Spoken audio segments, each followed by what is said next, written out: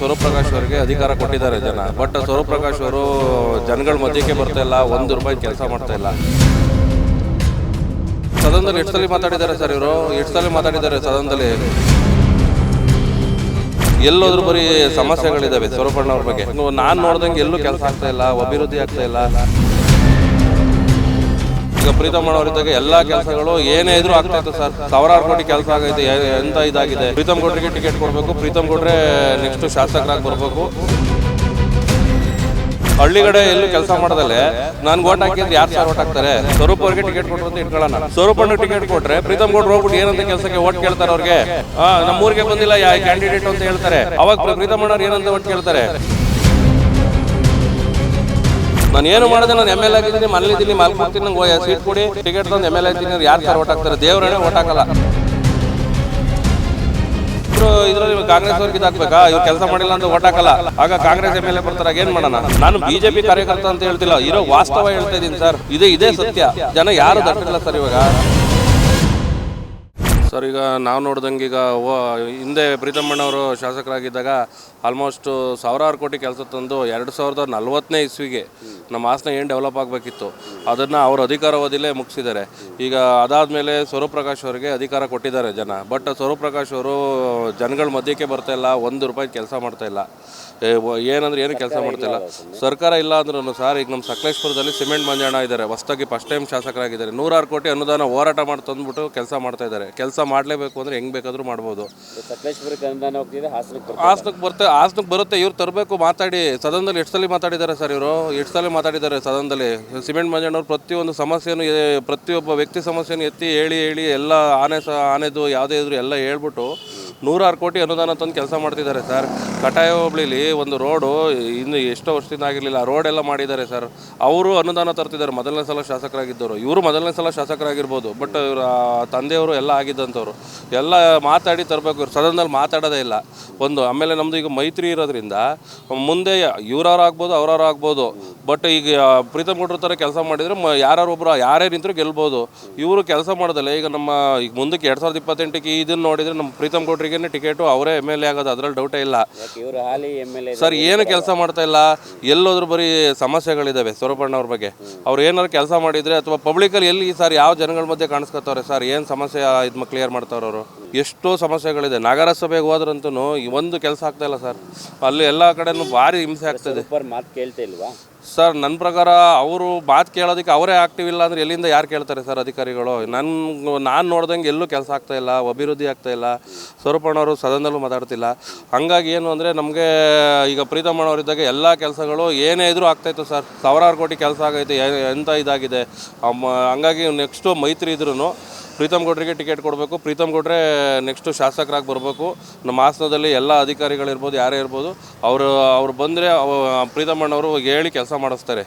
ಇವ್ರಿಗೆ ಯಾವ ಕೆಲಸನೂ ಮಾಡಿಸ್ತಾ ಇಲ್ಲ ಸರ್. ತುಂಬ ಹಿಂಸೆ ಆಗಿದೆ. ಈಗ ನೋಡಿ, ನೆನ್ನೆ ಪುರದಮ್ಮ ದೇವಸ್ಥಾನದಲ್ಲೂ ಸಂತೋಷ್ ಅವ್ರು ಮಾತಾಡಿದ್ದಾರೆ. ಅಲ್ಲೂ ತುಂಬ ಅವ್ಯವಸ್ಥೆ ಆಗೋಗಿದೆ. ಅಲ್ಲಿ ಹೇಳೋರು ಕೇಳೋರಿಲ್ಲ, ಟೆಂಡ್ರಿಗೆ ಹೋಗಿಲ್ಲ, ಏನಿಲ್ಲ, ಹೆಂಗೆ ಬೇಕು ಅವ್ರವ್ರದ್ದೇ ಬಿಲ್ಲು, ಅವ್ರವ್ರದ್ದೇ ಇದೆಲ್ಲ ತೊಗೊಂಡ್ಮಾಡ್ತವ್ರೆ. ಸಖತ್ ಇದಾಗಿದೆ. ಮಳೆ ಬಂದ್ರಂತೂ ಅಲ್ಲೂ ಹೋಗೋಕ್ಕಾಗಲ್ಲ. ರೋಡ್ಗಳೆಲ್ಲ ಈಗೀಗ ಇನ್ನೂ ಗುಂಡಿ ಎಲ್ಲ ಆಗಿದೆ. ಈಗ ಹಾಲಿ ಇದ್ರೂ ಕೆಲಸ ಮಾಡಿದರೆ ಅವ್ರಿಗೆ ಟಿಕೆಟ್ ಕೊಡಲಿ. ಕೆಲಸ ಮಾಡಿಲ್ಲ ಅಂದರೆ ಕೆಲಸ ಮಾಡೋ ಅಂಥ ವ್ಯಕ್ತಿಗಳು ಹಿಂದೆ ಏನು ಕೆಲಸ ಮಾಡಿದ್ದಾರೆ ಮೈತ್ರಿಯಲ್ಲಿ ಇರ್ಬೋದು ಅಂಥ ಅಭ್ಯರ್ಥಿಗಳಿಗೆ ಟಿಕೆಟ್ ಕೊಡಬೇಕು. ಹಾಸನಿಗೆ ಪ್ರೀತಮ್ ಗೌಡ್ರು ಬೆಸ್ಟು ಅಭ್ಯರ್ಥಿ ಮತ್ತು ಎಲ್ಲರಿಗೂ ಜನಗಳ ಕೈಗೆ ಸಿಗುವಂಥ ವ್ಯಕ್ತಿ ಸರ್ ಪ್ರೀತಮ್ ಗೌಡ್ರು. ಇವರು ಫಂಡ್ ತರ್ಬಿಡ್ತಿಲ್ಲ, ಏನಿಲ್ಲ. ನಮ್ಮ ಸರ್ಕಾರ ಇಲ್ಲ ಅಂತಾರೆ. ಸಿಮೆಂಟ್ ಮಂಜಣ್ಣವ್ರಿಗೆ ಸರ್ಕಾರ ಇದೆಯಾ ಸರ್? ಅವ್ರು 100 ಕೋಟಿ ಫಂಡ್ ತಂದು ಹೇಳಿದ ಕೆಲಸ ಏನು ಇಲ್ಲ ಅಂತಂಗೆ ಮಾಡ್ಕೊಡ್ತಾರೆ ಸರ್. ಖಾಲಿ ಚಕ್ರ ಕಟ್ಕ ಓಡಾಡ್ತವ್ರು ಅವರು. ಇವರು ಹಂಗೆ ಓಡಾಡಿದರೆ ಇವರೇ ಆಗಲಿ ಬಿಡಿ ಮೈತ್ರಿ ಅಭ್ಯರ್ಥಿ. ಪ್ರೀತಮ್ ಅಣ್ಣವ್ರು ಹೇಳಿದ್ದಾರಲ್ಲ, ಅವನೇ MLA ಆಗಬೇಕು ಅಂತ ಕೇಳ್ತಾ ಇಲ್ವಲ್ಲ ಪ್ರೀತಮ್ ಅಣ್ಣವರು? ಅವರೇ ಆಗಲಿ, ಕೆಲಸ ಮಾಡಿ. ಅವರೇ ನಿಂತಲಿ, ಇವರೇ ನಿಲ್ಲಿ. ಕೆಲಸ ಮಾಡಿಲ್ಲ ಅಂದ್ರೆ ಯಾರನ್ನು ಗೆಲ್ಲಿಸ್ತಾರೆ ಸರ್ ಮೈತ್ರಿಲಿ? ಅದಕ್ಕೆ ಅವ್ರು ಹೇಳಿದ್ದು ತಪ್ಪೇನಿಲ್ಲ. ನೀವು ಮೈತ್ರಿ ಅಭ್ಯರ್ಥಿ, ನಾವು ಮೈತ್ರಿ ಇದ್ದೀವಿ, ನೀವು ಕೆಲಸ ಮಾಡಿದರೆ ನೀವಾರು ಗೆಲ್ತೀರಾ, ಇಲ್ಲ ನಾನಾರು ಗೆಲ್ತೀನಿ ಅಂತ ಅವ್ರು ಹೇಳ್ತಾವ್ರೆ. ಅದು ಬಿಟ್ಟರೆ ಬೇರೆ ಉದ್ದೇಶದಲ್ಲಿ ಏನು ಹೇಳ್ತಿಲ್ವಲ್ಲ. ಹಳ್ಳಿಗಡೆ ಎಲ್ಲೂ ಕೆಲಸ ಮಾಡೋದಲ್ಲೇ ನಾನು ಓಟ್ ಹಾಕಿದ್ರೆ ಯಾರು ಸರ್ ಓಟ್ ಹಾಕ್ತಾರೆ? ಈಗ ಪ್ರೀತಮ್ ಗೌಡ್ರೆ ಈಗ ಸ್ವರೂಪ್ ಅವ್ರಿಗೆ ಟಿಕೆಟ್ ಕೊಟ್ಟರು ಅಂತ ಇಟ್ಕೊಳ್ಳೋಣ. ಸ್ವರೂಪ್ ಅಣ್ಣಗೆ ಟಿಕೆಟ್ ಕೊಟ್ಟರೆ ಪ್ರೀತಮ್ ಗೌಡ್ರು ಹೋಗ್ಬಿಟ್ಟು ಏನಂತ ಕೆಲಸಕ್ಕೆ ಓಟ್ ಕೇಳ್ತಾರೆ ಅವ್ರಿಗೆ. ನಮ್ಮೂರಿಗೆ ಬಂದಿಲ್ಲ ಯಾವ ಕ್ಯಾಂಡಿಡೇಟ್ ಅಂತ ಹೇಳ್ತಾರೆ. ಅವಾಗ ಪ್ರೀತಮ್ ಅಣ್ಣವ್ರು ಏನಂತ ಓಟ್ ಕೇಳ್ತಾರೆ? ಅದೇ ಪ್ರೀತಮಣ್ಣರಿಗೆ ಟಿಕೆಟ್ ಕೊಟ್ಟು ಪ್ರೀತಮಣ್ಣವ್ರು ನೋಡಿ ನಾನು ವಸತಿ ಇರಲಿಲ್ಲ, ನನಗೆ ಕೊಡಿ, ನಾನು ಗೆಲ್ತೀನಿ ಅಂತ ಕೇಳಿದ್ರೆ ಪ್ರೀತಮಣ್ಣರಿಗೆ ಕೆಲಸ ಮಾಡೋರೆ ಸರ್, ಓಟ್ ಕೊಟ್ಟೆ ಕೊಡ್ತಾರೆ ಅವ್ರಿಗೆ. ಇಂಥ ಕೆಲಸ ಆಗಿಲ್ಲ ಅನ್ನಂಗಿಲ್ಲ ಹಾಸನ ಕ್ಷೇತ್ರದಲ್ಲಿ, ಎಲ್ಲ ಆಗಿದೆ. ಇದೊಂದು 5 ವರ್ಷ ಈಗ ಸ್ವರೂಪಣ್ಣವ್ರು ಬಂದರು, ಅವ್ರು ಮಾಡಿದರೆ ಫುಲ್ ಕೆಲಸನೇ ಆಗೋಗೋದು. ಅವ್ರು ಮಾಡ್ತಾ ಇಲ್ಲ ಕೆಲಸನೇ. ಈಗ ಅವ್ರಿಗೆ ಟಿಕೆಟ್ ಕೊಟ್ಟರೆ ಪ್ರೀತಮಣ್ಣವ್ರಿಗೆ ಓಟ್ ಕೇಳೋಕೆ ಹೋಗಲ್ಲ ಸರ್, ಮೈತ್ರಿ ಅಭ್ಯರ್ಥಿ ಅಂತ ಹೇಳ್ಬಿಟ್ಟು ಸಮಸ್ಯೆ ಆಗುತ್ತೆ. ಇಲ್ಲ ಇನ್ನೂ 2 ವರ್ಷ ಐತೆ, ಅವ್ರು ಕೆಲಸ ಮಾಡಲಿ, ಕೆಲಸ ಮಾಡ್ಕೊಂಡು ಅವ್ರು ತಗೊಳ್ಳಿಲ್ವಾ ಪ್ರೀತಮಣ್ಣರಿಗೆ ಬಿಟ್ಕೊಡ್ಲಿ. ಅವ್ರಿಗೆ ಏನು ಈಗ 5 ವರ್ಷದಲ್ಲಿ ಮತ್ತೆ ಕೆಲಸ ಹಿಂದೆ ಉಳಿತು, ಮತ್ತೆ ಅದನ್ನು ತಗೊಂಡು 2050ರಿಂದ 2060ನೇ ಇಸ್ವಿಗೆ ಏನು ಡೆವಲಪ್ ಮಾಡಬೇಕು ಅದು ಮಾಡೇ ಮಾಡ್ತಾರೆ. ನಮ್ಮ BJP ಸರ್ಕಾರ 2028ಕ್ಕೆ ಬಂದೇ ಬರುತ್ತೆ. ಅಟ್ಲೀಸ್ಟ್ 3 ವರ್ಷದಿಂದ ಕೆಲಸ ಮಾಡಿಲ್ಲ ಅವರು, 2 ವರ್ಷನಾದರೂ ಕೆಲಸ ಮಾಡಲಿ. ಗೊತ್ತಿಲ್ಲ, ಈಗಲೂ ಅವ್ರು 2 ವರ್ಷ ಕೆಲಸ ಮಾಡಿ ಜನಗಳ ವಿಶ್ವಾಸ ಗಳಿಸ್ಕೊಳ್ಳಿ, ಜನಗಳ ಮುಂದೆ ಒಪಿನಿಯನ್ ಕೊಡಲಿ ಸ್ವರೂಪಣ್ಣವರೇ ಆಗಲಿ ಅಂತ. ಅವಾಗ ಸ್ವರೂಪಣ್ಣವ್ರಿಗೆ ಟಿಕೆಟ್ ಕೊಡಲಿ, ಪ್ರೀತಮಣ್ಣ ಓಡಾಡ್ತಾರೆ. ಜನಗಳ ಹತ್ರ ವಿಶ್ವಾಸ ಗಳಿಸ್ಕೊಳ್ಳೋದಲ್ಲೇ ಸ್ವರೂಪ ಅವ್ರಿಗೆ ಟಿಕೆಟ್ ಕೊಡಿ ಅಂದರೆ ಅವ್ರಿಗೆ ಟಿಕೆಟ್ ಕೊಟ್ಟು ಮುಂದೆ ಕಾಂಗ್ರೆಸ್ ಅವ್ರಿಗೆ ಇಬ್ಬರು ಇದರಲ್ಲಿ ಕಾಂಗ್ರೆಸ್ ಅವ್ರಿಗೆ ಇದಾಗಬೇಕಾ? ಇವ್ರು ಕೆಲಸ ಮಾಡಿಲ್ಲ ಅಂತ ಓಟ್ ಹಾಕಲ್ಲ, ಆಗ ಕಾಂಗ್ರೆಸ್ MLA ಬರ್ತಾರೆ. ಆಗ ಏನು ಮಾಡೋಣ? ಅಟ್ಲೀಸ್ಟ್ ನಮ್ಮ ಪ್ರೀತಮಣ್ಣನಿಗಾದರೂ ಟಿಕೆಟ್ ಕೊಟ್ಟರೆ ನಮ್ಮ ಪ್ರೀತಮಣ್ಣಗಿದ್ರೆ ಕೆಲಸ ಮಾಡಿಕೊಡ್ತಾರೆ. ನಾನು BJP ಕಾರ್ಯಕರ್ತ ಅಂತ ಹೇಳ್ತಿಲ್ಲ, ಇರೋ ವಾಸ್ತವ ಹೇಳ್ತಾ ಇದ್ದೀನಿ ಸರ್. ಇದೇ ಸತ್ಯ. ಕಾರ್ಯಕರ್ತಾಗಿ ನಾನು ಹೇಳ್ತಾ ಇಲ್ಲ, ವಾಸ್ತವ ಹೇಳ್ತಾ ಇದ್ದೀನಿ ಸರ್. ಅನುಕಂಪ ಆದಮೇಲೆ ಅನ್ನೋದಕ್ಕಿಂತಲ್ಲ, ಹೌದು ಅನುಕಂಪನೂ ಇದೆ ಅಲ್ಲ, ಅದು ಲಾಟ್ರಿ MLA ಅದು ಅಣ್ಣ ಅವರು ಅವ್ರಿಗೆ ಬಿಟ್ಟಿದ್ದು, ಬಟ್ ಅನುಕಂಪನೂ ಇದೆ ಸರ್ ಗೆಲ್ಲೋದಕ್ಕೆ. ಈಗ ಅವ್ರ ಅಪ್ಪಾಜಿ ಪ್ರಕಾಶ ಅಣ್ಣವರು ತೀರೋಗಿದ್ರು, ಅದೆಲ್ಲ ಇತ್ತು. ಅವ್ರ ತಾಯಿಯವರು ಅಮ್ಮ ಎಲ್ಲ ಕೇಳ್ಕೊಂಡವ್ರೆ, ಇದ್ರ ಮೇಲೂ ಓಟ್ ಮಾಡಿದ್ದಾರೆ. ಅದನ್ನು ಓಕೆ, ಅದು ಒಪ್ಕೋತೀವಿ. ಅನುಕಂಪದ ಮೇಲೆ ಓಟ್ ಆಗಿರೋದು, ಏಕೆಂದರೆ ಅಷ್ಟು ಸಾವಿರಾರು ಕೋಟಿ ಕೆಲಸ ಮಾಡಿ ಪ್ರೀತಮಣ್ಣವ್ರಿಗೆ ಇದು ಕೊಟ್ಟಿಲ್ಲ, ಅನುಕಂಪನೇ ಅದು, ಅದರಲ್ಲೇನು ಡೌಟೇ ಇಲ್ಲ ಸರ್.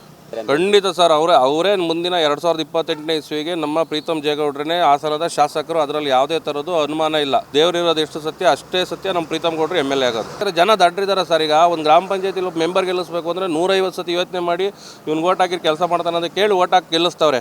ಅಂಥದ್ರಲ್ಲಿ ಒಬ್ಬರು ಶಾಸಕರನ್ನು ಗೆಲ್ಲಿಸ್ಬೇಕು ಅಂದರೆ ಸುಮ್ಮನೆನಾ? ಜನ ಯಾರು ದಡ್ರಿಲ್ಲ ಸರ್. ಇವಾಗ ಇವ್ರಿಗೆ ಅಧಿಕಾರ ಕೊಟ್ಟರೆ ನಮಗೆ ಒಳ್ಳೇದು ಮಾಡ್ತಾರೆ ನಂಗಿದ್ರೆ ಮಾತ್ರ ಓಟ್ ಹಾಕೋದು. ನಾನು ಏನು ಮಾಡಿದೆ, ನಾನು MLA ಆಗಿದ್ದೀನಿ, ಮನೇಲಿದ್ದೀನಿ, ಮಲ್ಕೊಡ್ತೀನಿ, ನಂಗೆ ಸೀಟ್ ಕೊಡಿ, ನಾನು ಟಿಕೆಟ್ ತಂದು MLA ಆಗ್ತೀನಿ, ಯಾರು ಸರ್ ಓಟ್ ಹಾಕ್ತಾರೆ? ದೇವರೇ ಓಟ್ ಹಾಕಲ್ಲ. ತುಂಬಾ ದಪ್ಪ ಇದ್ದೀನಿ, ಅದರಲ್ಲೂ ಮುಖ ತುಂಬಾ ದಪ್ಪ ಇದೆ ಸರ್. ನನಗೆ ಥೈರಾಯ್ಡ್ ಇದೆ ಸರ್, ಥೈರಾಯ್ಡ್ ಕಂಟ್ರೋಲಿಗೆ ಬರ್ತಾ ಇಲ್ಲ, ಮಾತ್ರೆ ನುಂಗ್ತಾ ಇದ್ದೀನಿ, ಆದ್ರೂ ಕಂಟ್ರೋಲಿಗೆ ಬರ್ತಿಲ್ಲ ಅಂತ ಅಂತಿದ್ದೀರಲ್ಲ, ನಮ್ಮ ಜೀನಿ ಸ್ಲಿಮ್ ನ ಯೂಸ್ ಮಾಡಿ 100% ಥೈರಾಯ್ಡ್ ಕಂಟ್ರೋಲಿಗೆ ಬರುತ್ತೆ, ಸಣ್ಣನೂ ಆಗ್ತೀರಾ. ಇಂತಹ ನೈಜ ಕುತೂಹಲ ಭರಿತ ಸುದ್ದಿಗಳು ನಿಮಗೆ ಸಿಗಬೇಕಂದ್ರೆ ರಾಜ್ಯದ ಪ್ರತಿಷ್ಠಿತ ಜನಪರ ಡಿಜಿಟಲ್ ಸುದ್ದಿ ಮಾಧ್ಯಮ ಪಬ್ಲಿಕ್ ಇಂಪ್ಯಾಕ್ಟ್ ಚಾನೆಲ್ ಅನ್ನು ಯೂಟ್ಯೂಬ್ನಲ್ಲಿ ಸಬ್ಸ್ಕ್ರೈಬ್ ಮಾಡ್ಕೊಳ್ಳಿ. ವಿಡಿಯೋ ಇಷ್ಟವಾದರೆ ಲೈಕ್ ಮಾಡಿ, ನಿಮ್ಮಿಷ್ಟದವರಿಗೆ ಶೇರ್ ಮಾಡಿ ನಮ್ಮನ್ನು ಪ್ರೋತ್ಸಾಹಿಸಿ. ಹಾಗೆಯೇ ಫೇಸ್ಬುಕ್ನಲ್ಲಿ ಪಬ್ಲಿಕ್ ಇಂಪ್ಯಾಕ್ಟ್ ಫಾಲೋ ಮಾಡೋದನ್ನು, ಇನ್ಸ್ಟಾದಲ್ಲಿ ಜೊತೆಯಾಗೋದನ್ನು ಮಿಸ್ ಮಾಡಬೇಡಿ. ಜಾಹೀರಾತು ಹಾಗೂ ಬಿಸ್ನೆಸ್ ಪ್ರಮೋಷನ್ಗಾಗಿ ಸಂಪರ್ಕಿಸಿ 9606037450 ಅಥವಾ 9353224116. ಇದು ಪಬ್ಲಿಕ್ ಇಂಪ್ಯಾಕ್ಟ್, ಜನಶಕ್ತಿಯೇ ನಿರ್ಣಾಯಕ.